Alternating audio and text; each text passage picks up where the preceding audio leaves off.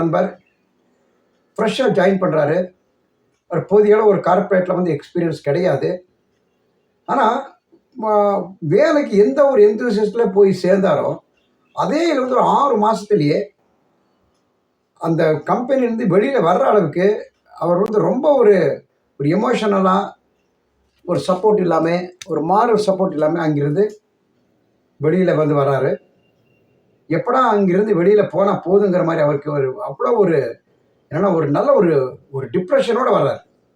இது என்ன reasons analyse பண்ண போகுது. இவர் நல்ல ஒரு டேலண்டான ஒரு பர்சன், எல்லா வேலையும் நல்லா இவராட நல்ல ஸ்கில்ஃபுல்லாக செய்யக்கூடிய ஒரு பர்சன். ஒரு கம்யூனிகேஷன் ஆகட்டும், அதே நேரத்தில் ஒரு ஸ்கில்ஃபுல் ஆகட்டும், எல்லாத்துக்கும் நல்ல ஒரு ஹைஃபை இருக்கிற ஒரு ஆள் எப்படி இந்த மாதிரி ஒரு டெசிஷன் எடுக்கிறாரு, ஏன் இம்மிடியட்டாக அங்கிருந்து ஸ்கிப் ஆகிறாருன்னு சொல்லி பார்க்கும்போது அவரோட ஹிஸ்ட்ரியில் பார்க்கும்போது அவர் வந்து ஒரு டோட்டலி எக்ஸ்பிரஸ் பண்ண ஒரு வார்த்தைங்க. இது நம்ம எல்லாருக்குமே பொருந்தக்கூடியதாக இருக்குது. ஏன்னா அவர் வந்து ஆரம்பத்தில் சேர்ந்த உடனே இவர் வந்து வேலை செய்கிறாரு.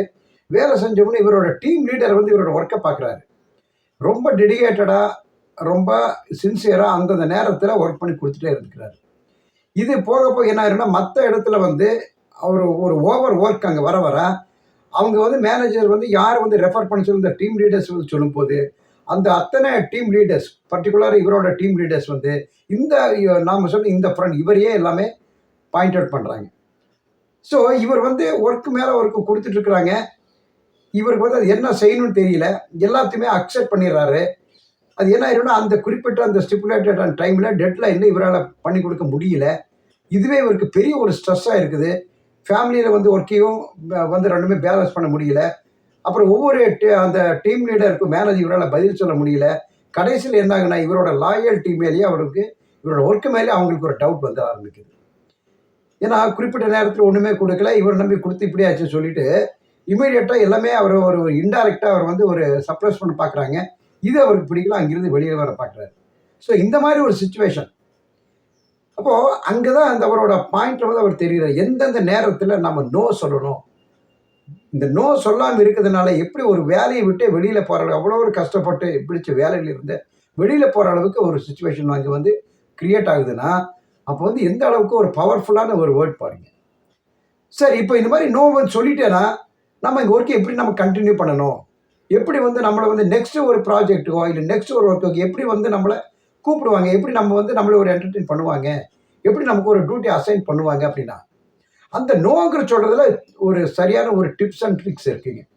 அதை தான் நம்ம இங்கே பார்க்க போகிறோம். இப்போது saying no is difficult, but you should know how to say no in a logical way, இனி நல்ல ஒரு கிரேட்டிவிட்டி வே, இனி நல்ல பொலைட் வே சொல்லும் போது நீங்கள் எப்படி அந்த ஒர்க்கில் இருந்து நீங்கள் வந்து வெளியில் வரலாம், நீங்கள் எப்படி ஒரு மென்டலாக ஒரு ஸ்ட்ரெஸ் ஃப்ரீயாக நீங்கள் வந்து இருக்கலாம், அது எப்படி உங்களுடைய கெரியருக்கு, ப்ரொஃபஷனலுக்கு, ஃபியூச்சர் கெரியருக்கு எப்படி உதவுதுங்கிறது இங்கே நம்ம பார்க்க போகிறோம். நிச்சயமாக அனைவருக்கும் ஒரு தேவையான ஒரு வீடியோ தான். By the way, if you not சப்ஸ்கிரைப்னா you kindly do the let us go for the video. இப்போது இந்த நோங்கிற இந்த பவர்ஃபுல்லான ஒரு வேர்டு பார்த்தியா, நம்ம இது வரைக்கும் எஸ்ங்கிறது பவர்ஃபுல்லாக பார்த்தோம்.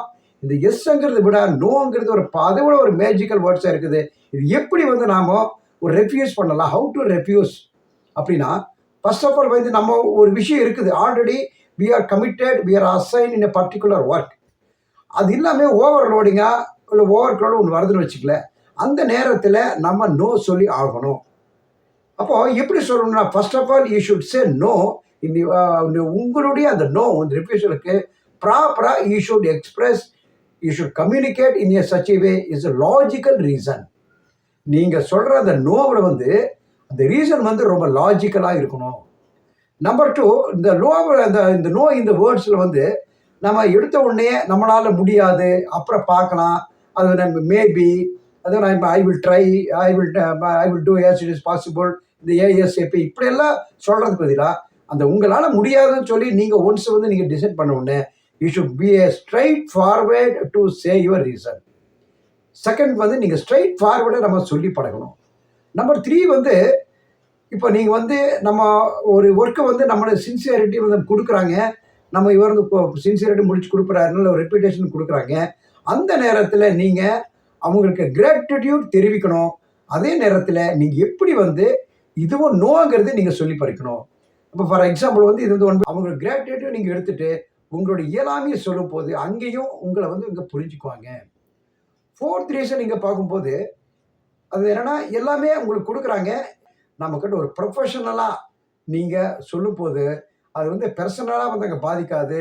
இதுவும் நமக்கு அந்த ஒரு ஸ்ட்ரெஸ் ஃப்ரீ லைஃப்பையும் அந்த ஒர்க் லைஃப் பேலன்ஸையும் நமக்கு இங்கே கொடுக்குது.